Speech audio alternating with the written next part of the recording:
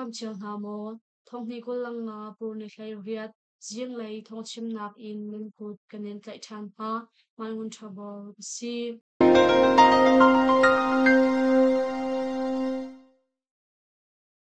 kali in chiram lei kai mi si pol chu chim shem tai phum ha ni an ka ha I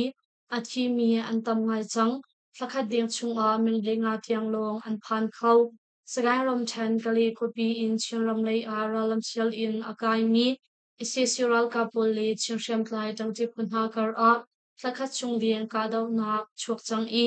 isi siral ka play in athi mi le hliam tor mi an tam ngai chang khong le isi siral ka pol chu meng hei nga tiang long an phan kho kong tol chung ka dau na thong lang nak shampi ni an chim aluan chia menikul in strategist brigadier pakhatal in chiram lei a ralam sial in arkai mi isi siral ka thazang zanga leng chu chimsham tlai tang chi pun ha ni kali tangi lampi chung a an ka nga I juni lai sori tiang thakhat chung den kap ni kar ka dau na ka chuak chu ka dau na ka chun isi siral ka play in athi mi le liam tor mi an tam ngai chang I mai a an phong khau ti lo kale khopi in meng lai nga tiang long an phan khau ri tia tang thi phu in ral ka pakhat ni achim ni fatin ti ok in ka dau na ka chuak I isi ral ka thi mi le liam mi an tam ngai chang pin a kan tlai mi ha song an isi ral ka ni tha jang song an chap than kale tangin hi motorcycle in swimelam chiu song long kalasina in meng lai nga hun tiang long an phan khau ri mai an phong khau ti lo I an pil than leng mang kali siang hei run in isi siral kap ni siangan in an ka bom leng mang ha chun kali siang hu zung sangjong a ka dau nga ka tia tang ti phu in ral ka pakhat ni chun achim atu bantuk in isi siral kap ni ral laman sel ronga hin kali tangin lampi pong I a mi hyang jing mol pi thei zang phung san khai kam li tangin khwa in tol chung mi thong thum leng chu ahim nak hun kul in anei nak phwan ha le ramlak a anja ha I an kil ngamri na lo tia abom chantu na ni an chimve chimsham tlai pu na ni chimram fala min dat complete matupi panjang chi kha recordar lai len pi chindoi makui nu na ring re zwa we bala khopi le surkhwa chu an lak chang I chimram palawa peng chu rakhain ral kap e ni an lak chiram a chun ha kha thantlang khai kam le tidim khopi long isi siral kap ni anu pho chang dia khai si chiram chawzani khai kam ka dau nak cha a ching zakhat bob nak an pe kong CDM ni an than chiram tidim peng khai kam ka dau nak cha a chiram chawza gunven na vunchi zung ni sing zakhat bob nak nan pek mi chung a kan long alok tuk chung shan dia CDM ni junna he ruksan a an long lok nak an lak ter zat ari pol ni mol koi thua a sakhan an chia than nunan pilawa chun takin ka thalai via CDF tanzang ni an than chiram tanzang peng mol koi thua a zomi revolutionary army ZRA ni umhunan khor than kong chiram chawza chungtal CDF tanzang ni junior high sori a an than tanzang le chi kha khokar I a ummi mol koi thua a ZRA ni umhunan khor na sakhan chu aluan chia juni ku a khan CDF tanzang ni ga dau in kan lak I tol chung mi ha an zon kan ru arwang a sakhan kan chia lo atu bantuk in sakhan kan chia lo mi chu ZRA ni chan tha a ilak reng mang in sakhan an chia than I CNA ral kap atun liao mi chung khar na chu kuchung in an thol ha pin a an pale pakhat chu an tlai I an vel tia CDF tanzang ni an lak ter CDF tanzang ni chun mol koi khwa hin kap ni shem kai fu ni sakhan chia lo ding in kan du I tol chung mi na an zon kan du arwang a sakhan chia kan kham hi a si chu cha a ZRA ni kan kham mi nan zo du lo a chun ka dau nak fak pi in kan kal pi chang lai tia chiram chawza chungtal CDF tanzang ni ang thlan mi a an lak tar chi mol koi khwa I a mi ZRA sakhan chu alwan chia juni ku a khan zawmu mung operation ti in CDF tanzang ni luto in an ka I an lak chuka dau na ka chun ZRA lei in minung pan hi an thi I mai thal zun ruk moto pakhat motorcycle pasari John Pathum le Tram nam dang tam ngai song CDF dang zang ni an lak chi dia thei si Thla chung chu Wi-Fi rok atam cha a jun kha cha a Wi-Fi man thong a atlom deuh lai tia lau tum hmaram ukshroi tu pu ni an than chiram lau tum hmaram chung a paluan cha thong hei kol langa me thla chung kha Wi-Fi lai a rok tam ruang a jun kha cha a Wi-Fi man chu thlafatin pek ton ni nak in thong a tlom deuh in pek a selai tia lau tu Asian People Administration LRPA ni Junit Hesari a Mizapi Sin a Theitarnak an tua lau tu hmaram ukshroi tu punha le Wi-Fi ren tuan tu na chu chai mai nak an ngei di nu a kap ni hatlak nak he atu bantuk in thong an than hi a si chupin a thafatin Wi-Fi man pek ton mi chu thong sha tum tar deuh ding in Mizapi ni nol nak nan tua mi kha Wi-Fi ren tuan tu na he chai mai nak kan ngei khori lo i jun thadi a hin chai mai nak ngei ding in natlak na kan ngei tia Lauturation People Administration LRPA ni an than mi a an lak der matupi penga Future Hope Foundation ni chawk le siangin thilri zaimazad an bom ha chiaram matupi penga siangin cha uk textbook wal le siangin thilri zaimazad an bom ha kong Future Hope Foundation ni jun heiruk a an than matupi penga fi machong choma mi siang hak chia ha le siang cha chim ha cha a cha uk textbook wal le siangin thilri zaimazad chu Future Hope Foundation ni junikhat a kan bok na matupi penga fi na chong choma ni siang hak chia ha le siang cha chim ha ni chaw le siang in theory chok na kong I current ton ruang a kan bok ha hi asi KG textbook link in somthum grade 1 textbook link in somthum grade 2 textbook link in somthum grade 3 textbook link in somthum grade 4 textbook link in somthum grade 5 textbook link in Lainga,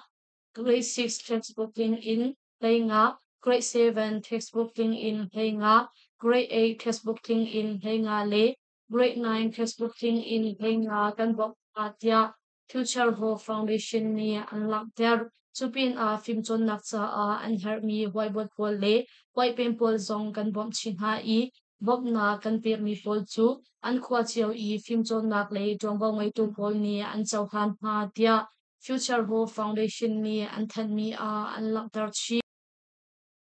Lautu hmaram chung a pumpak in Wi-Fi internet bun loading le social media mantik a Mizapi ni Ravindik ni pol LRPA ni an than chiram lautu hmaram chung a petlai na Wi-Fi internet bun kong le social media man kong le petlai in Mizapi ni an zu ding ni zu pol chu Lauturation People Administration LRPA ni Junil Herukzan a an than Lautu hmaram ukshroi tu puni Lautu hmaram chung I aumi Mizapi cha a petlai na athat ko na hati in Wi-Fi internet abun tu rian tuan tu chiu khat he min san thut in rian kan tuan chong ma liao asi tu cha a Lautu hmaram chung a petlai na kong he petlai in rian tuan adu mi tha ni hmaram ukshroi tu pu nol pek na khalta lo in madu pau in rian tuan loading le Tol kan chua mi azul lo mi pau chu a herning in dan tat na pek na selai lau tu hmaram shoi tu pu sen na kum lo in ma pu pak cha si se chole na ren cha si se Wi-Fi se theory pol bun loading le pan loading lau tu hmaram shoi tu pu ni zul pung an sar mi he a ning in Wi-Fi handing a selai him nak an hor song khau tu cha man khak le location pol nan pho zam lai lo Zeban tuk pu an si a zunga si a an mani pungning te in an chua mi cha le man thak da ti lo chu mani du pau in chua le zam lo ding do khan nak an hor song khau tu a semi pau nan tial in nan pho zam lai lo tia LRPA ni an lak der Mizapi kara lungwal nak ashok khau tu a semi liam soi nak cha nan tial shim lai lo kan kham nak pun a man thak voice record le video lak nan hmang lai lo lautum haram chung I vanga vin nak tongbo ngai tu phada ti lo chu a ho man ni drone le a zong khau mi theory nan tha in nan zuat tar lai lo hi hmaram ukhroi tu phu ni pe tlai na kong he pe tlai in kan that mi zut pol di mi za pi ni zut piak ding in le lo than na khi a pe tlai mi rian pol a lungwal te in ital chiao ding in kan in fulfill kam ha tia Lauturation People Administration LRPA ni an than mi a an lak ter kan a KIA le SCC kar a ka daw nak a fa officer tal in SCC somthum shong an thi kaching ram ko pakan kopi a SCC ral kap le kaching ral kap KIA tang ti pukar a ka daw nak a fa I officer tal in SCC ral kap in minu somthum shong an thi kong KIA thonglang nak shampi ni an chim junin lai seri a pakan kopi a ka daw nak mun ni a achuak Mosi sa pheya kong a umpuna kwarmi SCC-ral ka polchu KIA le tangche punha ni luhno in angka nga I chuka daw na a chun officer dal in SCC-ral kap somthum shong an thi dia thaik si chupin a phakan Mowan le kwa I awum ni biak in a umpuna kwarmi SCC-ral ka polchu KIA le tangche punha ni luhno in angka nga chuka hun I umpuna kwarmi SCC-ral ka polchu Mowan le kwa an luhna kasawri lau tia thai si pakan a ka daw nga punhi a achuak ralam sial mi SCC-ral ka pol hi Strategist Brigadier General Zolat ni ashway mi na an CE Ralang sial ni thok in tual sung mi somthum leng an shamha I an tha changha atu bantuk in SCC-ral ka pol ni ralam sial rong a tual sung mi chu thingphang ngai in anum ha hi SCC-ral ka pol ni hin pakan I lungman sung lak na company pol zong an khang I tual sung mi zong an tha ha ni fatin thanon nak an tua tia KIA thonglang nak shampi ni chun an chim Mugang kopi shambun number pathum giral ka brigade in ralam sial a achuak mi SCC-ral ka pol ni me thadong lay sanga khan pakhan kopi lay pan in ralam sial hi a CE Nikol chung deng ni fatin kapni kar ka daw nga kachuak tia hey si pen ka daw nga ka SCC pali an thi SCC ni kol chung mi pakhat an tha magweram ten chau peng kai thau kan khwa a ralam sial in alut mi SCC-ral ka pol chu kol chung sham tlai tang ti punha ni an ka hna I minung pali an thi kong Anawaka Guerrilla Force in Drumbo may tu pakhat ni Junil Hay Rukzan a achim Junil Hay nga a khan chau peng kai thau kan khwa a ralam sial in alut mi SCC-ral ka pol le kol chung sham tlai tang ti punha kar a ka daw na chuak I chuka daw na ka chun SCC-ral ka play in minung pali an thi I minung hay khat ni yaman tuar daw chan na sheplai punha chu himte in nuwan pil khau chan tia thai si ka daw na adi mu a SCC-ral ka pol ni kai thau kan khwa mi minau pakhat chu ral po a an tlai I an tha chupin a tual chung mi moto pakhat le nak in zai mazat song an khang kai thau kan khwa ka daw nak chu magwe peng kom pa ka pha le tangti punha ni kan kalpi mi asi tia Anawaka Guerrilla Force in Tombaway tu pakhat ni chun achim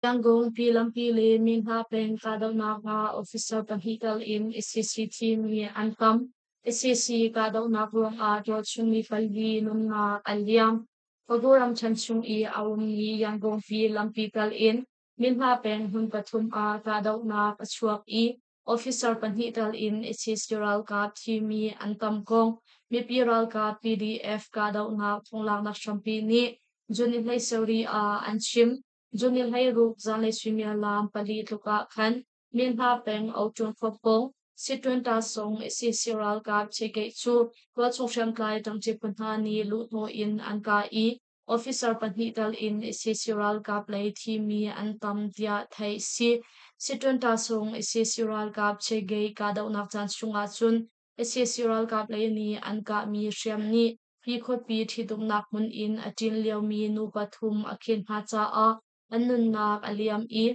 unnak liam mi na rok chu Allah khawri na lau tia thai si chuban tuk chiam in junit hay sauri zanlay swimia lam pali tuka khan min ha peng yanggong pi lampi le paghuyo ma hi a SCC-ral ka play ko chung siyam play tong chipun ha kar a kadaw na achuak I SSCRL kap ni thazang an chapcha a kap ni kar ka do na pezul in achuak tia thai si chupin a junni lei seri jing lei swimia lam pani tuka khan milha peng chung I ka do na achua na kunha pol a SSCRL kap ni shangman an ka I hale kumyaw su khua a tla in kwa ke na achua ruang a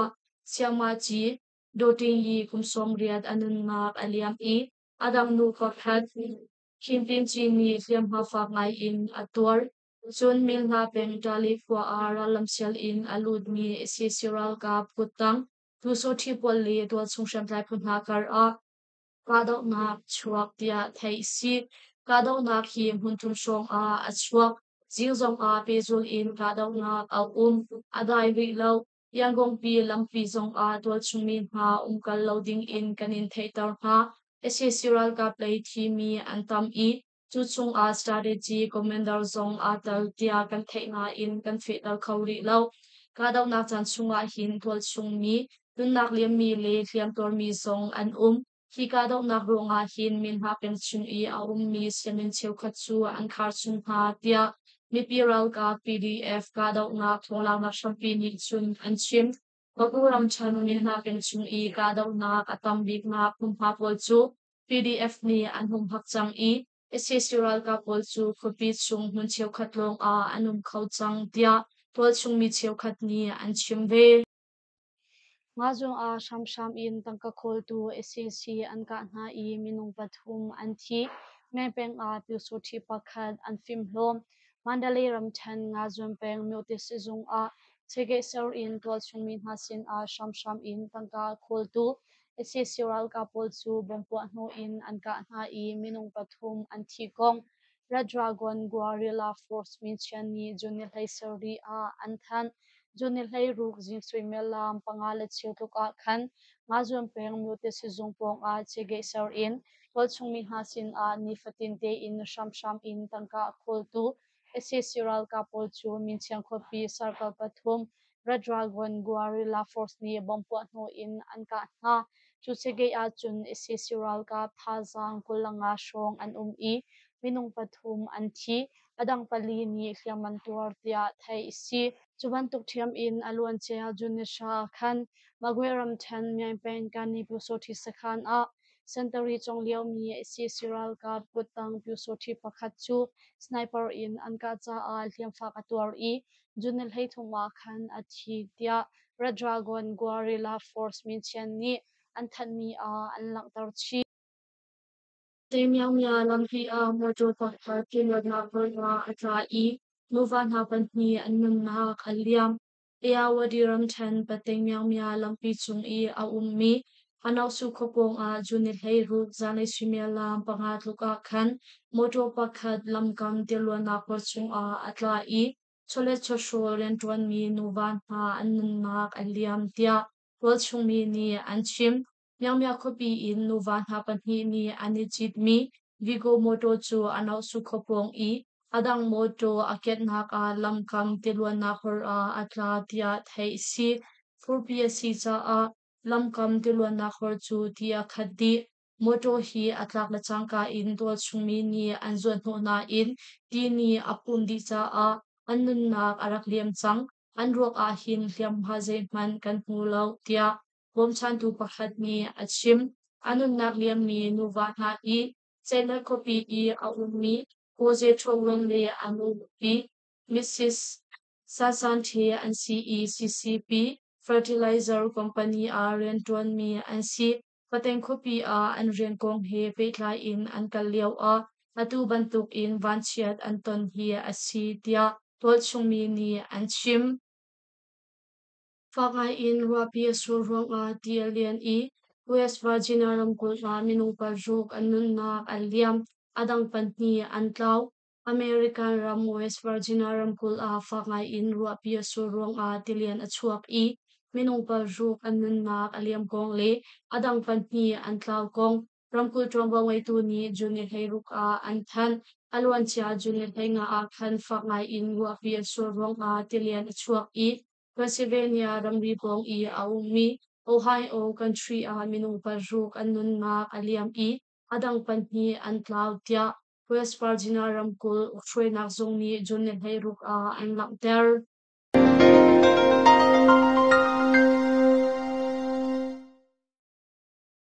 Uzin ka thawk chim nak chu ma vial in kan doctor ri lai lungmali post tha zang akan pe tu nan di lak chung a kan yalom tuk lungmali post Facebook like follow le YouTube channel a subscribe or kan to pyak cheu ding in kan in som ha